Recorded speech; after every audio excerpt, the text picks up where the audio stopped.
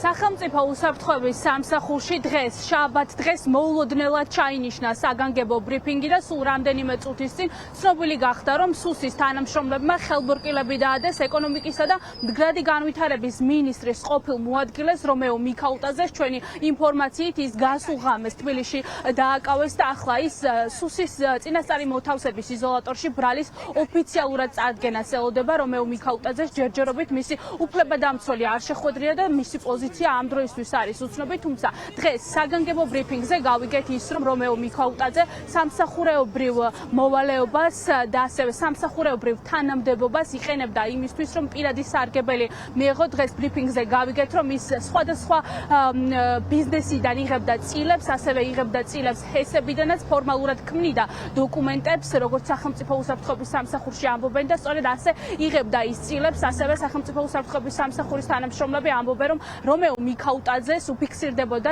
დიდი ოდენობის ქონება, მაგალითად ძვირად ღირებული ავტომობილები, რომელიც სუსის განმარტებით მან ნათესაობისა და ახლო გარემოცვის წარმომადგენლებზე გადააფორმა, ასევე ძვირად ღირებული ბინები არა მარტო საქართველოში, არამედ ქვეყნის ფარგლებს გარეთაც. რომეო მიქაუტაძე არაერთხელ გაიხვა სკანდალში, შაბათის ეთერის გამომძიებელმა ჟურნალისტებმა ბევრჯერ მოამზადეს სიუჟეტები იმასთან დაკავშირებით, თუ როგორ მდიდრდებოდა რომეო მიქაუტაძე. ეს კი დღეს დადასტურდა, როდესაც სახელმწიფო უსაფრთხოების სამსახურში ჩაინიშნა საგანგებო ბრიფინგი და დღეს ამ უწყების თანამშრომლებმა გვითხრეს, რომ რომეო მიქაუტაძე არის ის პირი, რომელიც სამსახურეობრივ მოვალეობას და ასევე სამსახურეობრივ თანამდებობას პირადი მიზნებისთვის იყენებდა.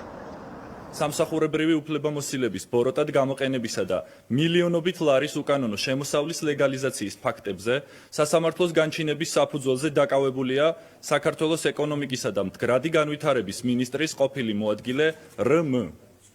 2017 წლის 3 ოქტომბრიდან 2024 წლის 9 თებერვლამდე პერიოდში რმ-ს სხვადასხვა მაღალი თანამდებობა, მათ შორის სახელმწიფო პოლიტიკური თანამდებობები ეკავა. რმ თანამდებობრივ გავლენას, სანაცნობო წრესა და გამოცდილებას პირადი სარგებლის მიღების მიზნით უკანონოდ იყენებდა ენერგეტიკულ სფეროში სხვადასხვა პირისთვის არამართლზომიერი უპირატესობის მისანიჭებლად.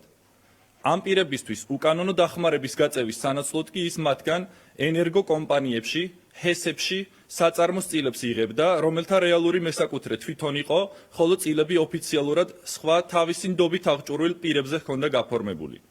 აღნიშნული უკანონო საქმიანობის შედეგად რმ განსაკუთრებით დიდი ოდენობით შემოსავალი მიიღო. პირადი სარგებლის მიღების მიზნით იგი უკანონოდ სარგებლობდა თავისი თანამდებობით ან და მასთან დაკავშირებული შესაძლებლობით და სხვადასხვა პირს სახელმწიფო ან კერძო ორგანიზაციაში აფორმებდა, ის ამას ზოგჯერ ფიქტიურადაც ახორციელებდა, რის შედეგადაც იგი მატერიალურ სარგებელს და ქონებრივ სიკეთეს იღებდა. ზემოაღნიშნული უკანონო საქმიანობის შედეგად რმ-ს ოჯახის ქონებრივი მდგომარეობა შესაბამის თანამდებობებზე მისი განწესების შემდეგ მილიონობით ლარით გაიზარდა.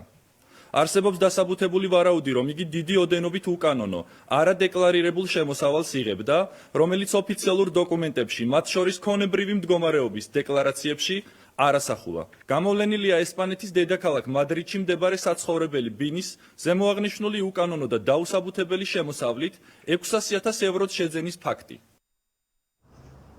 ქართულმა ოცნებამ მთავრობის მაღალჩინოსნების დაკავებას მწვანე შუქი აუნთო, ხელბურკილები დაადეს რომეო მიქაუტაძეს. ის ამ დრომდე სახელმწიფო უსაფრთხოების სამსახურის წინასწარი მოთავსების იზოლატორში ბრალის ოფიციალურად წარდგენას ელოდება. სავარაუდოდ დღეს ან ხვალ დღის განმავლობაში მასთან გამომძიებლები შევლენ, ბრალის ოფიციალურად დადგენილებას გააცნობენ და ამის შემდეგ მის აღკვეთ ღონისძიებაზე უკვე მოსამართლემ უნდა იმსჯელოს და საინტერესოა რა პოზიცია იქნება სასამართლო პროცესზე მაღალჩინოსნებს, რომელსაც ხელბურკილები დაადეს. პირდაპირ ეთერში მარიამ მაკასარაშვილი საუბრობდა.